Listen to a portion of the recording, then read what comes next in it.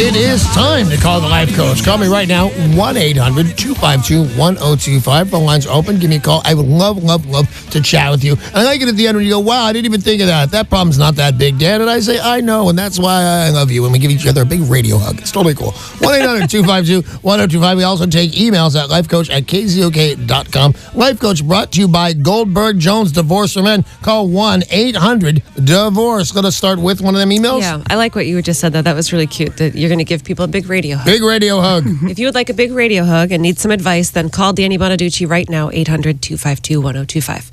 And as I've always said, you can lie about your name, call yourself anything you want, like Becky. Like Becky. We have an email from Becky in Puyallup. I love my in-laws. They're terrific. However, I've noticed my father-in-law has developed a horrible case of old man breath. Ooh, bummer. It's to the point where I can't even focus when he's talking to me. I have no idea how to approach this subject with my wife or my father-in-law directly. What do you think I should do? It's bad. All right, you time this out because I understand completely. So you time this out with your wife. You organize it. You choreograph it because it's a small event. But think about it, because my advice is this: offer him a mint. Well, I can't live with that advice as Danny Bonaduce, life coach. It's got to be more ornate than that. But no, it doesn't. But in case they hear you want a mint, it's going to make him catch on. Make sure to give it to your wife first. So now he's on one side, she's on the other. You take a mint, you put it in your mouth. You go, honey, you want a mint? And she says yes, kind of loudly. So let's practice that part. Ready? Hey, these mints are delicious. You don't actually say that. You act this out. You put a mint in your mouth and make a big display of you're having a mint. Then you turn to your wife and say, here, do you want a mint? She says, thanks, honey. You're the greatest. And you go, cool. Hey, Dad. Dad-in-law, whatever you call him, Jimmy, want a mint? And he says, yeah, that's great, because everybody's eating mints. Nobody's the wiser. And that's dead serious. I know it sounds fun, but I think the answer was offering a mint. But what if you know what, when you say, do you want a mint, it sounds a tiny bit weird. But if you go, yummy, here, sweetheart, hey, Dad, want a mint? Boom, you are out of that. And by the way, if his breath is really bad when it comes back, that's an actual health concern. So look into that. But if it can be saved by a mint, give the wife, then give him. And you're good. Nobody gets their feelings hurt. 800-252-1025. That's the number to talk directly with Danny Bonaduce, life coach. He'll solve your problems. Just make the call. Caroline in Seattle, you're on with Danny Bonaduce. Hey, Caroline, how are you? All right, how are you? Very well, thank you. Well, you sound serious. What can I do for you? I was wondering if I should sell property that's just land for a house and land of the equal value. Now, is there an upside? Which do you like the most? The land, it's been in a family for generations. Just the land. You like it more than the house and land? Not really. I'm not sure. I think the land would be more valuable because it's just the land worth the value. Where you can get the land and house for the same value. See what I'm saying? Yeah, I do see what you're saying. Which do you currently own? You currently own the land, right? Yeah. All right. From the scenario you're giving me, should you sell this? Would you sell this? The answer is no. You obviously don't need the money right now. You're believing that there's some value down the road. I agree. And here's the one thing, because normally I would say take the one you believe to be worth more. But if it's worth a few grand more today, there's upkeep on that house. There's paint jobs. There's pipes freezing. There's plumbing overflowing. I say you absolutely keep the property that you have, and then you sell it when you need that money. And what's cool is you have no sentimental value in this. It doesn't mean anything to you that way. It's just dough. So hang on to it. Forget it. Forget it for a decade if you can, and sell it when it's of the most value and when you really need it. It's like money in the bank. Thanks, Caroline. If you've got a question for the life coach, call now, 800-252-1025. Any kind of problem. It's kind of crazy. Danny's been through it and can help you. I can, and I will. Well, it's time to help Laura in Lake Stevens. Hi, Laura. Hi, Danny. Good morning. Good morning. What's up? Okay, hope you can help me out. So about 2 years ago, I was in a car wreck that was not my fault.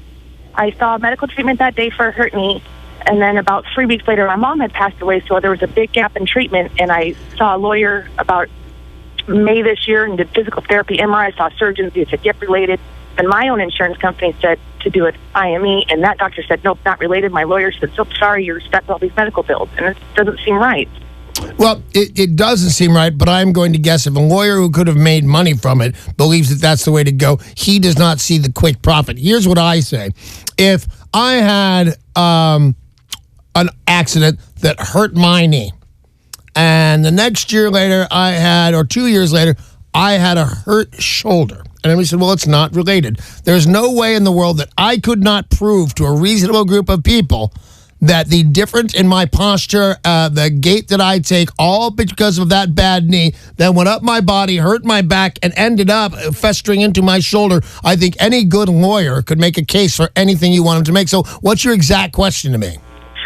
What else can I do? Because now I'm stuck with all these medical bills, and now I don't have a lawyer. Should I seek another lawyer? Yes, and you should seek one that doesn't take any of your money. He's going to take a third. And then say it's kind of if I got a case. You know, you go in for a personal injury lawyer, they're going to take 1/3 of your winnings. And if they take your case, they believe you've got a real good case. It's not a pro bono. It's not a gift. They're expecting to get paid. So I'd find the new lawyer that works for part of my winnings, about 30% of your winnings. If you do, he gets paid that way, and you get the 2/3 of the winning, and it's your money, and you deserve it. Thanks, Laura. The next caller for Danny Bonaduce Life Coach is Duke in Kent. Hey, Duke. Hey, what's up? What's up, buddy? Not much. I'm just on my way to class today. So, you got a question? Yeah, I had a question. I've been driving a '54 Ford Thunderbird for the last 4 or 5 years of my life. It was actually my first car, and I brought it back instead. So I've got a little bit of sentimental attachment to it, and I've been trying to figure out if I should sell it. I just rebuilt the engine, and it keeps breaking down despite this, and it just keeps nickel and diming me to death. And being that I'm a college student, I can't really afford it. No, Duke, get out from under this car. You know, it's funny, until you said it, I want you to watch what you say from now on. I don't have a car. Amy and I share a car, and I happen to be looking at the 60s Thunderbirds. They're gorgeous. They're great cars.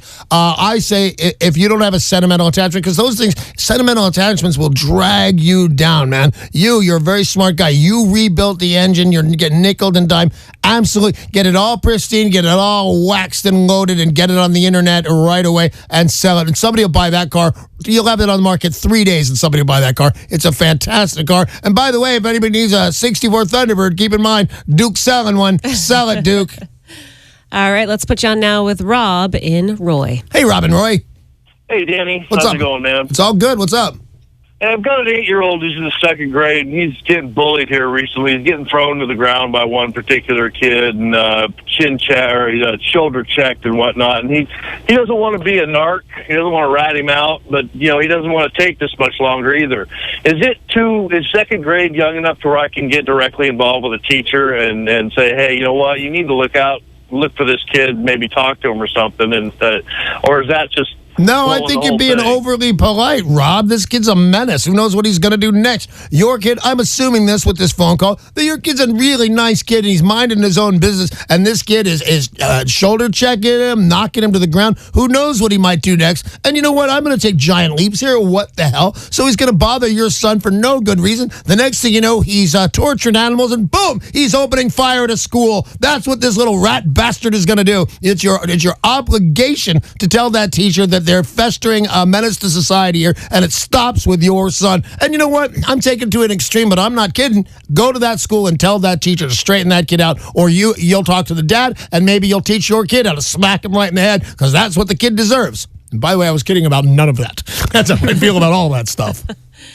All right, so we've got a follow-up here, somebody that you've already spoken to on the Life Coach. All right, from Gunner. I know Gunner. Gunner in Seattle. You're on with Danny. What's up, Gunner? Hey, man. Well, I don't know if you remember, I called in a couple months ago asking how to get my mom to calm down and get some sleep. And, I remember you completely. Was it brother's illness? Was that what we're talking about? Yep. Was making your mom so crazy she wasn't eating right and she wasn't getting any rest, right, Gunner? Yeah. All right. So what's up? Well, it worked. What did? I just wanted to... when you told me Henry's got to be the one to tell her calm down and get some sleep, you're stressing me out. Right. It well, it finally worked. Oh, I'm very glad. You know what? It's a tough situation, Gunnar, for you, for your brother, for your mom. There's not a clear winner in this scenario, but I love it that, your brother stood up and said, listen, you're not helping me out here, Mom. I appreciate he appreciates you, Gunnar. He appreciates his mom, but the pressure of your not sleeping on your ill brother did not seem fair to me, and I'm really glad that worked out. Please say hi to your whole family, okay, Gunnar? All right. All right, later, Thanks, man. That's Danny. awesome. Thank you, sir. Like hearing the positive feedback. That's what makes it all worth it. Well, that's why you're the life coach. You can That's help why these I'm the people. life coach. What a cool name, Gunnar, by the way. I tell that guy that every time he calls. Hey, thanks. That's all the time we have right now for Danny Bonaduce, Life Coach. Life Coach brought to you by Goldberg Jones Divorcemen. Call 1-800-DIVORCE.